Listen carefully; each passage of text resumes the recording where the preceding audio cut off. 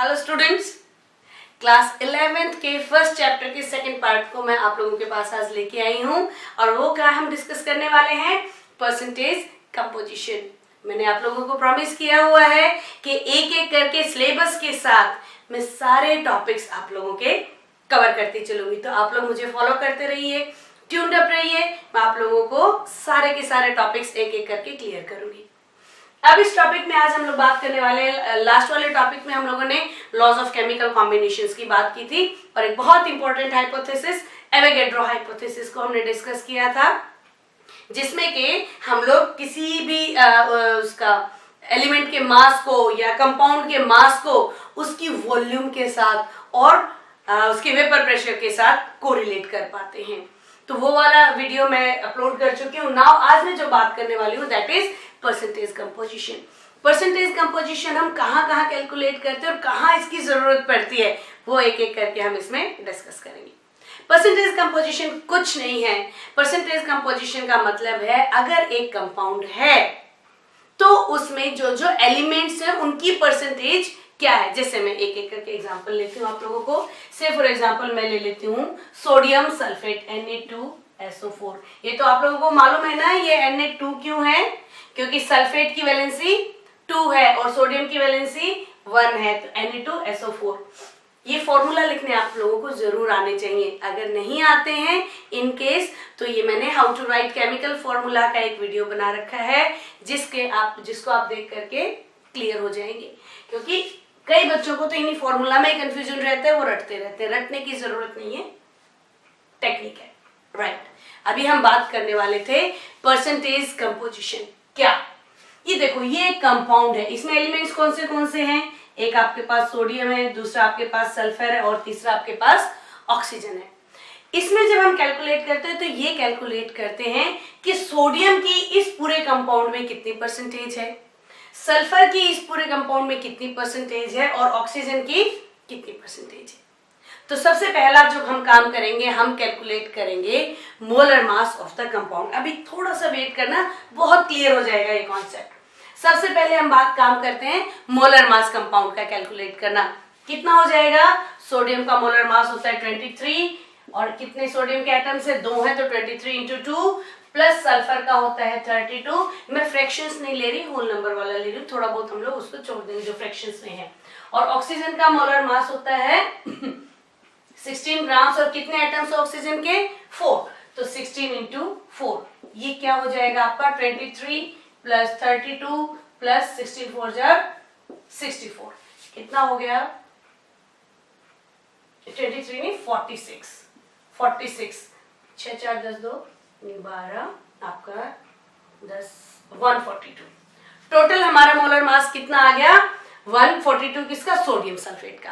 अब percentage composition निकालना शुरू करते हैं। कैसे, देखो सोडियम यहाँ पे कितना है, इसमें सोडियम की कितनी है, कितने सोडियम है, 46 ग्राम सोडियम है। कितने ग्राम में, 142 ग्राम में। 46 ग्राम है, टोटल कितने में, 142 ग्राम में। तो 100 ग्राम में कितना होगा, मल्टीप्लाइड बाय 100, परसेंटेज आ जाएगी, राइट। अब इसको इरेज कर देती हूँ ताकि यहाँ पे आप लोगों का जगह ना घेरे। अब कैलकुलेट करेंगे। मैं आप लोगों की सुविधा के लिए यहाँ पे ऑलरेडी कैलकुलेट किया हुआ है। आप सोच रहे हो क्या लिखा हुआ है, पूरा हम लोग टाइम ना वेस्ट करें। तो सोडियम की परसेंटेज कंपोजिशन इसमें आ जाती है आपका 32.3%। देखो जब हम कोई चीज परसेंटेज में लेते हैं तो इसका मतलब ये है कि अगर कंपाउंड 100 ग्राम है तो 100 ग्राम में सोडियम की कितने हिस्सेदारी है, हिस्सेदारी 32.3 ग्राम्स की, अगर कंपाउंड 100 ग्राम में, इसीलिए तो हम परसेंटेज कर रहे हैं। अब देखो अगर सल्फर की कैलकुलेट करें तो यहाँ पे सल्फर कितना है, 32 ग्राम।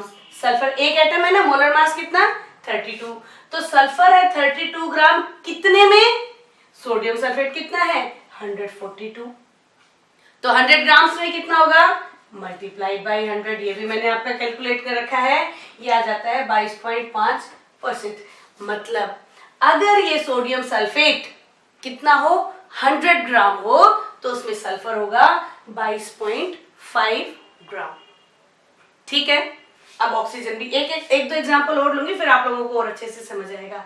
अब अगर हम ऑक्सीजन की परसेंटेज निकालना शुरू करें, फिर हमने वही करना है कि ऑक्सीजन कितनी है, कितने में, यहाँ पे कितनी है 16 4 जार 64 ग्राम ऑक्सीजन है, कितने में टोटल कितना है 142, तो 100 में कितनी होगी मल्टीप्लाइड बाई 100, ये भी मैंने कैलकुलेट किया हुआ है, ये आ जाएगा आपका 45.07%। ये होती है आई एम सॉरी, ये होती है परसेंटेज कंपोजिशन। फिर से बताती हूँ, परसेंटेज कंपोजिशन का मतलब होता है कि अगर पूरा कंपाउंड 100 ग्राम है तो उसमें जो एक पर्टिकुलर एलिमेंट है वो कितने ग्राम होगा।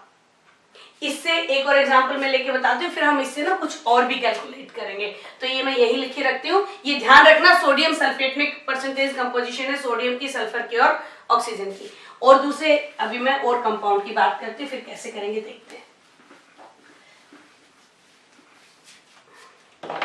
मान लो मैं एक अलग कंपाउंड ले लेती हूँ Na2CO3। Na2CO3, तो सबसे पहला काम हम क्या करेंगे, मोलर मास कैलकुलेट करेंगे। और इसमें कौन से एलिमेंट्स हैं, इसमें सोडियम है, इसमें कार्बन है और ऑक्सीजन है। तो हमें परसेंटेज कंपोजिशन किसकी निकालनी है, सोडियम की, कार्बन की और ऑक्सीजन की।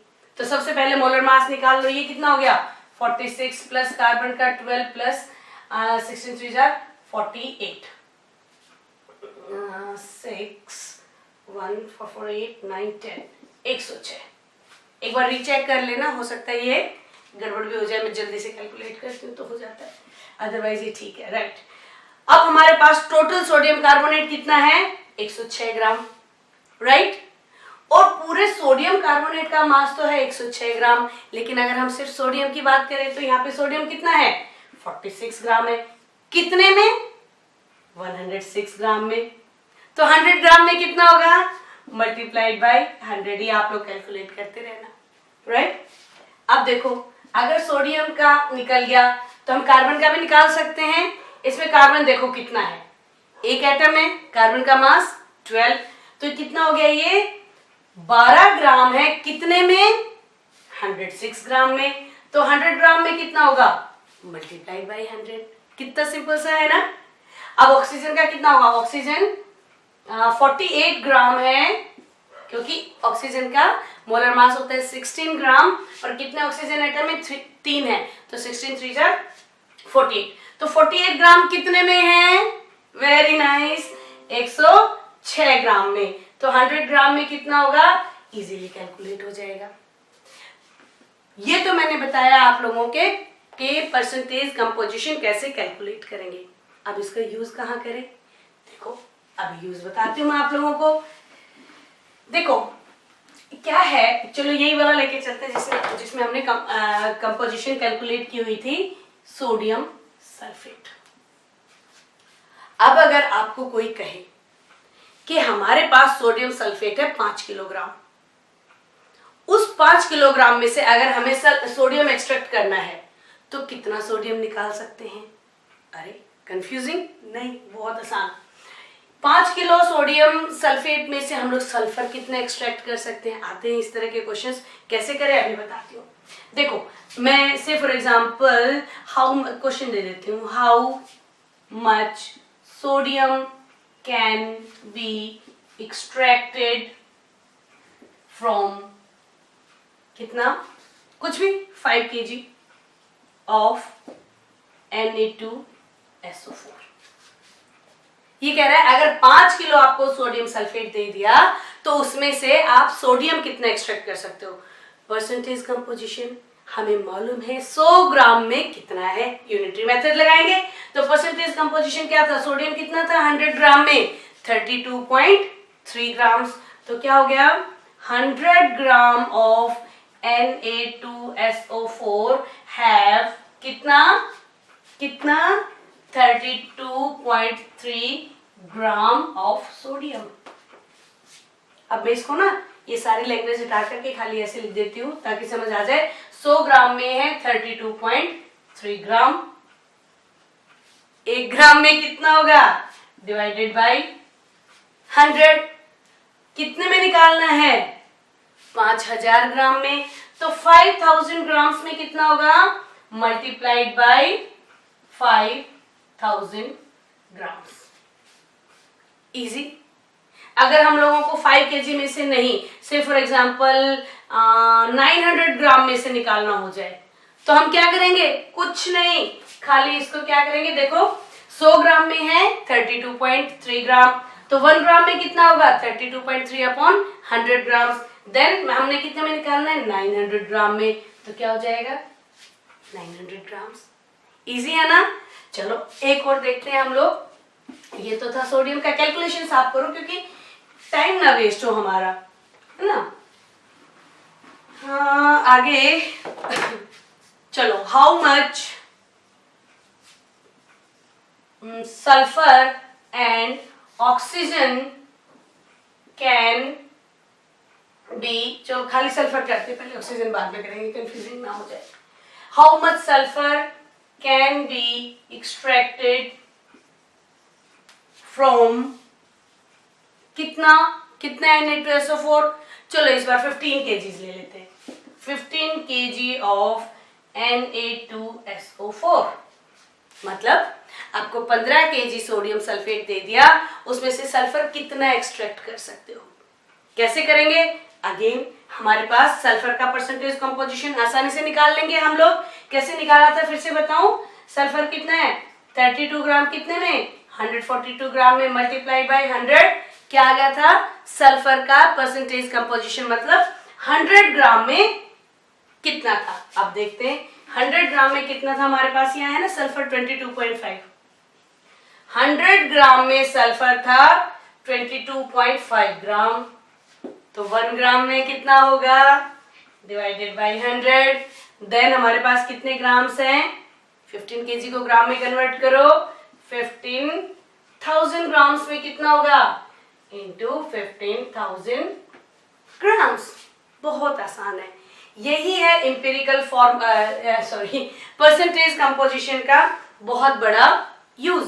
सबसे पहले परसेंटेज कंपोजिशन का मतलब ये होता है कि हमारे पास जो कंपाउंड है उसमें हर एलिमेंट की कितनी हिस्सेदारी है। अगर हमारे पास कंपाउंड 100 ग्राम है तो XYZ एलिमेंट कितने ग्राम है? 100 ग्राम का पता चल गया, फिर हम कितने का भी निकाल सकते हैं। वो एक्सट्रैक्शंस के लिए यूज होते हैं कि अगर इतना कंपाउंड हमारे पास है तो उसमें से कितना एलिमेंट हम निकाल सकते हैं। जैसे मान लो, एक और करके बता देती हूँ, कैलकुलेशन नहीं करूंगी, आप कर लेना। से for example copper sulphate, copper sulphate आप लोगों को दे दिया, तो क्या करोगे? सबसे पहले कॉपर सल्फेट का मोलर मास आप लोग निकालेंगे। कॉपर सल्फेट का मोलर मास के लिए कॉपर की क्या होती है? 63.5, ठीक है। सल्फर होता है 32, और ऑक्सीजन कितने हैं यहाँ पे? ऑक्सीजन है यहाँ पे 64, तो कितना हो गया देखो? 0.5, 6 और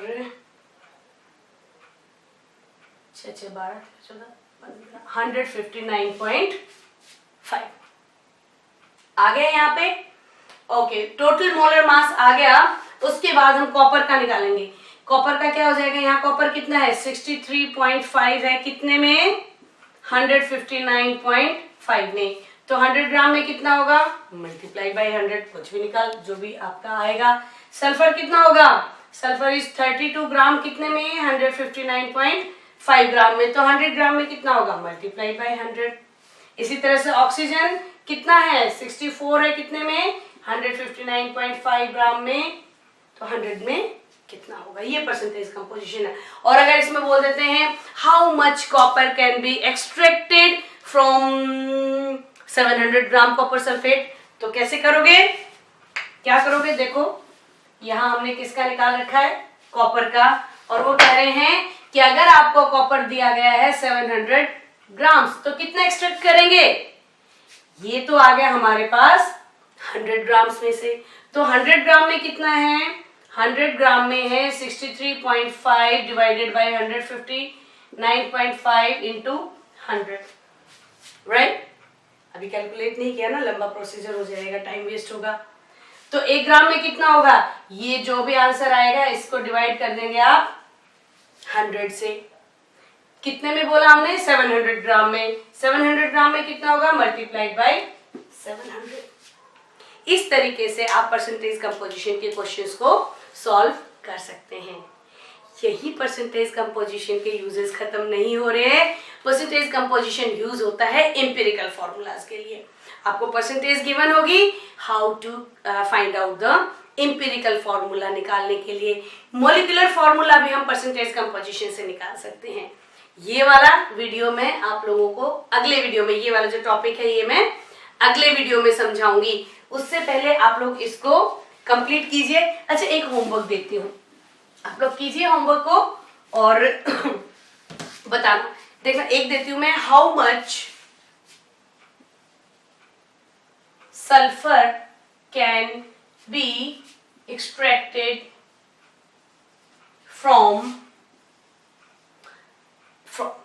देखो, सबका मैं एक ही मार्क्स दूंगी सब, लेकिन हर बार आपका अलग अलग होएगा। सिर्फ for example 4 kg of sodium sulphate, right. दूसरा देते हैं 4 kg ऑफ SO2, राइट। तीसरा देते हैं 4 kg ऑफ SO3। चौथा देते हैं 4 kg of iron sulphate. Fifth देती हूं मैं आपको 4 kg ऑफ जिंक सल्फेट। ये क्वेश्चंस कुछ ऐसे हैं जिनकी जितनी ज्यादा आप प्रैक्टिस करोगे, डायरेक्टली नहीं आएंगे, हो सकता है एक आध नंबर का आ जाए, लेकिन ये हमेशा आप लोगों को यूज में होंगे।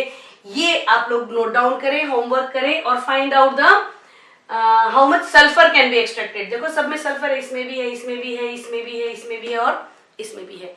सब मैंने आपको 4 kg दिया है, लेकिन हर बार आपका जो यील्ड होगा अलग अलग होगा, क्योंकि परसेंटेज कंपोजिशन सब में अलग अलग है। तो तब तक आप लोग इसको कीजिए। मैं आप लोगों के लिए एम्पिरिकल फार्मूला और मॉलिक्यूलर फार्मूला का वीडियो तैयार करती हूँ। कनेक्टेड रहिए, पढ़ते रहिए, खूब सारी प्रैक्टिस कीजिए।